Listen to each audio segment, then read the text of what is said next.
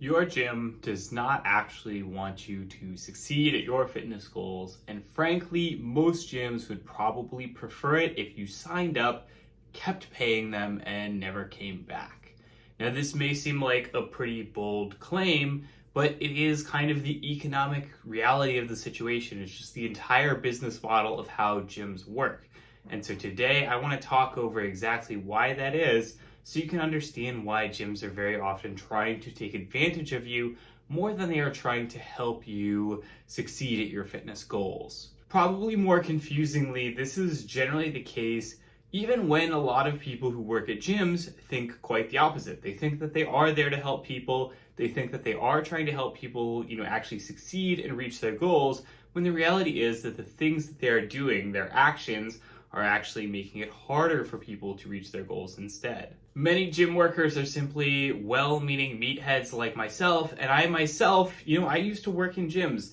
I used to be a part of that system, and I did not realize exactly how harmful that system was when I was inside of it until afterwards, until I got to, look back at it from the outside. And this is part of the reason that I can make this kind of claim with so much authority, because I used to be a part of it. I have lived through it. If you're new to the channel, my name is Adam. I am a powerlifter, bodybuilder, exerciser, fitness person. I've been a coach for 10 years, and I've been lifting for 15 years. And this channel is all about being your best self, whatever that means. Here at the Himbo Project, we are all about the finest in Himbos and Himbo accessories. So of course, it would be an honor if you would smash that like button, help level up the channel, help all Himbos everywhere become a little bit bigger and a little bit stronger. Also, if you're interested in online fitness coaching to become the most Himbo possible version of yourself, you can reach out via the link below, and I will be in touch with you pretty soon. So the economic reality of the situation is that a gym always benefits more from a person getting a membership and not using it than actually, getting a membership and using it. This is because most gyms are a subscription service. You're not paying by the individual visit or anything like that. So instead, you are paying for the privilege, the opportunity to go use the gym whenever you want. And that's the crucial factor, whenever you want. Because if you then decide that, you're paying that subscription, but you don't really want to go to the gym that often, that's a wonderful thing for gyms. When somebody actually makes use of their membership, they go into the gym, they take up space. There's a limited amount of floor space in the gym that has to be shared by everybody. And of course, you're going to be using equipment which will break down over time, need to be replaced, and so on. If every single person who was a member at a gym showed up every single day all the time, then basically what would happen is that the gym would be swamped, there would never be enough space, you'd be waiting for machines, everything would just be constantly broken, and then of course you'd be waiting even longer on having a repair tech come in and fix it, and then of course that would be a really, really bad experience, and it would just not be fun. This would then lead to a lot of people just deciding, okay, this isn't worth it, I'm gonna cancel my gym membership, I'm gonna go elsewhere, and so on. What this means is that actually people who use the gym a lot are kind of, basically if you consider the average gym goer, someone who uses the gym a few times a week, and they're kind of the baseline, right? And they inflict a certain amount of wear and tear over time, but it's not a lot. They don't take up a ton of space. They're not constantly using up all the equipment. And so it's something where, the effect that an individual person has in the gym doesn't seem like that much. Now, let's say that you take somebody who uses the gym a lot more than that. That person is technically getting more out of their gym membership, right? They're using it more, they're using the equipment more, they're inflicting more damage on the equipment and so on. And so the end result is that technically their membership should be more expensive. But it's not. It's the same membership subscription rate for all members who use the gym. And so what ends up happening is that you take that average exerciser, they're paying, roughly, the right price, but then you have a bunch of exercisers who, pay for their subscription, they're not actually using it very often, they are coming into the gym infrequently, if at all. Maybe they decide that they, kind of want to go to the gym, but then they just end up kind of not going for a few months, and then they end up kind of getting a little bit ashamed, canceling their membership and never coming back. It's pretty normal. And so if you think about it, that person who basically doesn't use the gym at all, but is still paying for it, they are subsidizing or, basically making up for the cost of the person who actually is using the gym a lot. So the fact that you've got this person who's paying and basically doing nothing with their membership, that then makes it possible for them to have rates for everybody that are affordable. If everybody was to actually be using the gym all the time, then it would also cost way more to use the gym, because you'd have none of those people who are basically paying for nothing and thus, subsidizing the rates of everybody else. So the reality is that when gyms sell memberships, their incentive is not to try and keep you in the gym as much as possible, because again, that would then just lead to a bad experience and lead to increasing prices for everybody and bad experiences for everybody and a bunch of people canceling. Most people show up to the gym, they don't really have any guidance in terms of knowing what to do. They've never lifted weights before. And so what they're going to do is they're going to feel a little bit intimidated. They're not going to know what they're doing, and they're going to gravitate towards easy stuff. So they're going to say, okay, you know what? I'm just going to do some cardio because I don't know how to do all that fancy bench press stuff. Or they're just going to, try and get in a few workouts. They're going to get intimidated by the fact that there's a bunch of people who seem to know what they're doing, seem bigger and more jacked than them, and so on. And they're going to kind of go, you know what, this just isn't for me, and I'm going to leave sooner or later. And then again, at that point, usually they're going to feel a little bit ashamed of the fact that they don't want to continue, or maybe they're just a little bit lazy or whatever the case is. And so they're going to end up letting it be quite a few weeks or months before they do end up just canceling their membership and leaving. And so, of course, the gym is going to profit from the fact that that person isn't using the gym for a while, but is still paying for it. So when gyms sell memberships, their incentive is not to get you signed up and subscribed and then actually, continually coming to the gym and seeing results. It's to get you signed up and subscribed, and then after that, you're on your own. Maybe you come back, maybe you don't. The main thing is that they can make more money off of getting people in the door, getting them to subscribe, and then just letting them fall off after a while, because again, that person is going to spend at least some fraction of that time paying for a gym that they are not actually using, and that is a win for the gym. Some gyms are actually really, really significantly built on this model. So if you know about Planet Fitness is a budget, super cheap gym. I haven't looked at the prices on Planet Fitness in a few years, but it used to be like $5 a month or something like that. And the entire thing is, yes, it gets a lot of hate because it's supposed to be the anti-gym gym. They have pizza days, they tell you can't grunt, they don't have super heavy weights, things like that. And, yes, part of that is just because they are trying to attract a really casual, low-stress audience. And that's fine, nothing wrong with that. If that is, kind of person that you are, and you can get a good workout in a Planet Fitness, all power to you. There's not really anything wrong there. Again, it gets a lot of hate from the more hardcore segments of the fitness community, but that's not really a reason to hate on it. That's just people being mean.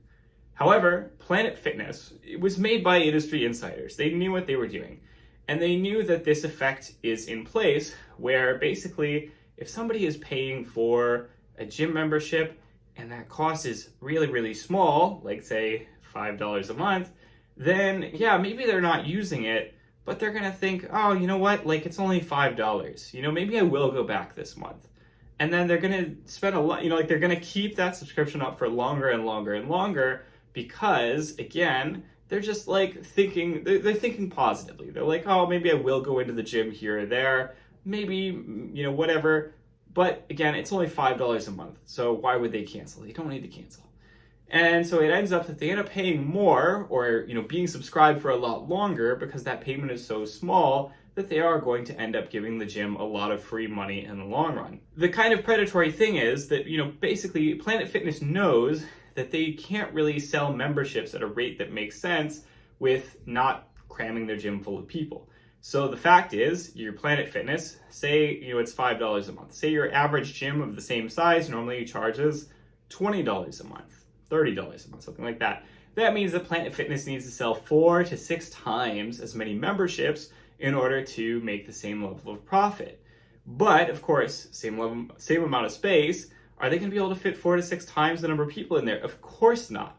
So what Planet Fitness is hoping is that they are going to sell 4 to 6 times as many memberships, but they are going to get 1/4 to 1/6 as many people actually showing up to the gym. They are betting on the fact that a large percentage of those people that they are signing up are not going to be using the gym very often and are not going to come back very much. Because if they do, then that Planet Fitness gets absolutely swamped. It will be so full of people. There's going to be so many people waiting because, again, you are overselling relative to another gym that has the same square footage. And this does happen. There's been all these videos on the internet that you might see here and there of like, oh, like, you know, I go into my Planet Fitness and like literally every single machine is taken, you know, just things like that, where yes, Planet Fitness is aware that they need to be selling more memberships than your average gym. And that means that, again, if people actually use those memberships, then they are going to be just totally swamping the equipment and it's going to be a bad experience. And so that does happen occasionally, where Planet Fitnesses, because they are so oversold, because they are so cheap, are going to just be full of people and it's going to be a bad experience for everybody. Employees are incentivized to get new sales, not to retain existing sales. So generally, you know, when you are a manager or somebody who sells memberships at a gym, you are awarded commissions based on the number of new memberships that you sell. You're not awarded based on, you know, like how many people you retain or like, you know, like what your Yelp reviews are or whatever. It's basically just, hey, did you sell new memberships? If so, you get more cash. And so the people who are selling memberships have this incentive, again, to just sell memberships, to get new people in the door, and then not to worry too much about what happens to those people afterwards. In general, yes, gyms sometimes try and do a little bit of onboarding, or maybe they try and do something where they funnel you towards personal training. They can then charge you more for the privilege of being really onboarded into how to work out. Again, most gyms are simply not going to do anything. They're not going to onboard you. They're not going to do anything. They're just going to sell you the membership and cool, you're here, that's it. Nothing else. I myself worked at a gym once where this was, I would say, the worst example of this that I saw. I'm not going to name names or anything like that, but let's say that it was a gym that was in a not terribly economically privileged area. It was a little bit farther away from sort of the gyms that I had been interviewing at, and they were sort of giving me promises about how much money I could make working with clients and so on, that I just was kind of a little bit confused by, because I would kind of, you know, look and I'd be like, it doesn't make sense that, you know, people would really have the amount of money to be able to afford this sort of thing in this neighborhood. And then I kind of, you know, they're saying, oh yeah, and the way that it works is that basically everybody has these really long contracts. So, you know, you're not talking like a normal gym contract where it's like, you know, month to month you can cancel any time, or like maybe, you know, a few months contract or something like that. No. This gym sold specifically like 1 year, 2 year, and 3 year contracts for memberships and for personal training. So if you sold somebody on a membership, they were locked into it for at least a year. Same thing with personal training. And so initially I was kind of like, okay, yeah, that sounds kind of cool and interesting. Like if I'm a personal trainer and I know that I've got a client locked in for a year, that's a solid amount of income. And that's something where I know that it's not going anywhere right away, which is, you know, a positive. But then when I actually started working at the gym, I realized that basically the gym was empty all of the time. And the reason for that was that basically nobody was actually using their memberships. They were basically just being pressured into signing up for these incredibly long contracts. And then they would come back and say, hey, I want to cancel. And then basically the literal policy of the gym was to then basically just be as obstructionist as possible and make it really difficult for the person to cancel, you know, in any way possible. And they would do all these kinds of delaying tactics and all these other things to try and make it hard for people to cancel, even when they did have a legal right to cancel, even when their contract was up. And so this was basically a really scammy gym that was all about just trying to force people into contracts and milk money out of them, even though they weren't actually using the gym and probably didn't necessarily want to. And the end result was that this gym, again, basically sat empty most of the time because most of the people who were paying for using the gym were not actually using the gym because they didn't want to. They were just people who were being forced into a contract. And so once I kind of made this realization, I really put a really bad taste in my mouth. You know, went maybe a few more days, and then I said, you know what, I really got to get out of here. I didn't have really anything else lined up at the time, but I was like, you know what, I got to quit. I'm sorry, like this just isn't working out for me. And so I basically quit before I even really started making any money at all. And that was because I didn't have any clients yet or anything like that. I was just like, yeah, you know what, this is ethically something I can't really support. How could this paradigm change? I mean, basically there are ways in which some gyms are a little bit different. So many gyms use a kind of hybrid model where you are buying not just a membership, but you are buying a membership that includes some level of support attached to it. And that's kind of the reason why CrossFit is so popular, because CrossFit doesn't really offer people the option generally to just use the gym as a gym. It's something where you are paying specifically to participate in the CrossFit classes. Classes tend to be a great way to get people motivated. They also tend to give people, maybe not one-on-one personal attention, but at least some kind of guidance, some kind of program or path that they can follow. And that makes it a lot easier compared to, again, just dropping someone off in a gym with zero support whatsoever and just expecting them to figure things out on their own. Some gyms do have more of a community element, so they have community events. They have things like that that are designed to kind of help build a community and actually support their members.